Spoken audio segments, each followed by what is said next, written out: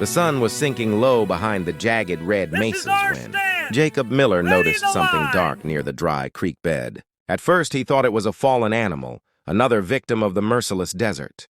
But as he rode closer, he saw a human form barely moving beneath the dust and heat. It was an Apache woman, young, her skin burned by the sun, her hair tangled with sand. Her breathing was faint, each breath a struggle, as if the land itself was slowly pulling the life from her body. Jacob's hands tightened on the reins. This territory was dangerous, and everyone knew it. Helping an Apache could mark a man as a target.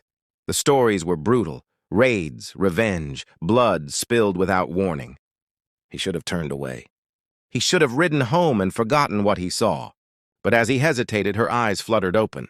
Dry, cracked lips trembled, and a single word escaped, almost lost to the wind. Water. That word shattered his doubts. Jacob dismounted and slowly approached, careful not to startle her.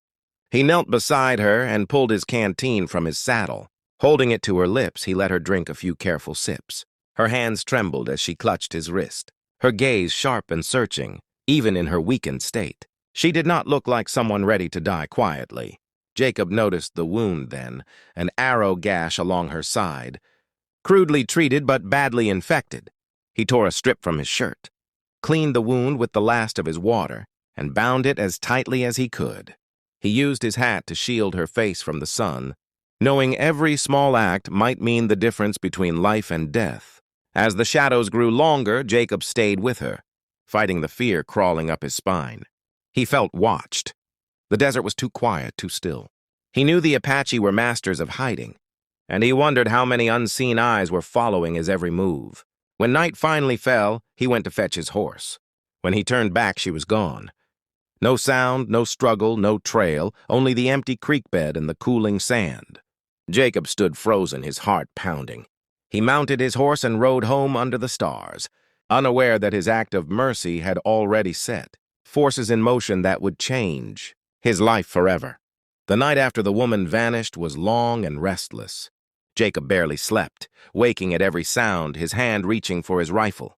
The desert, usually alive with insects and distant calls, felt unnaturally silent, as if it were holding its breath. Before dawn, a thin line of smoke rose on the far horizon, dark against the pale sky. Jacob watched it from his porch, his stomach tightening with dread. Smoke in Apache land was never a good sign. As the sun climbed, 3 riders appeared, moving slowly toward the ranch. They rode without urgency, their posture calm, almost respectful, yet every step of their horses echoed like a warning. Jacob stood in the doorway, rifle resting against the wall behind him. When the riders were close enough, they stopped and raised their hands to show they carried no weapons. Still, Jacob could feel the tension in the air, sharp and heavy. One of the riders dismounted. He was older than the others, his face marked with scars and deep lines, each one telling a story of survival. His eyes were steady, unreadable. In careful, broken English, he spoke Jacob's name, sending a chill down his spine. "You gave water to Eagle Who Falls," the man said.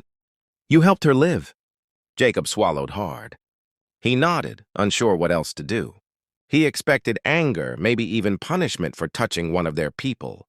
Instead, the scout reached into a leather pouch and removed a small stone, carved with strange symbols. He placed it gently on the ground between them. "She is the daughter of our chief," he continued. "Your action was seen." The words hit Jacob like a blow. If the woman was important, then helping her could mean anything, from a reward to a death sentence. The scout's gaze hardened. "By sunrise tomorrow," he said slowly, 300 warriors will stand before your ranch." The riders mounted their horses and turned away without another word, disappearing into the open land as silently as they had come. Jacob remained where he stood, staring at the stone at his feet. His mind raced with terrible possibilities. 300 warriors meant an army. No fence, no rifle, no prayer could protect him from that. As night fell, Jacob prepared for the worst. He reinforced doors, counted bullets, and said prayers he hadn't spoken in years. Fear gnawed at him. But beneath it was something else, an uneasy sense that whatever was coming was not driven by hatred, but by something far older and far more powerful than revenge. The ground began to tremble just after sunrise, a deep, steady rhythm that Jacob felt in his chest before he saw anything. Dust rose along the horizon, spreading wider with each passing second. Then they emerged, rows upon rows of Apache warriors riding in perfect silence, their numbers stretching across the plain like a living tide. Jacob counted until he could no longer keep track. There were hundreds, just as the scout had warned. His throat went dry, yet he stepped forward from his porch. Leaving his rifle behind, whatever was coming, he would face it as a man. The riders stopped a short distance from the ranch, their horses restless but controlled. At the center rode a tall figure wearing feathers and bone, ornaments that marked him as a leader. Beside him, wrapped in a dark blanket, was the woman Jacob had given water to.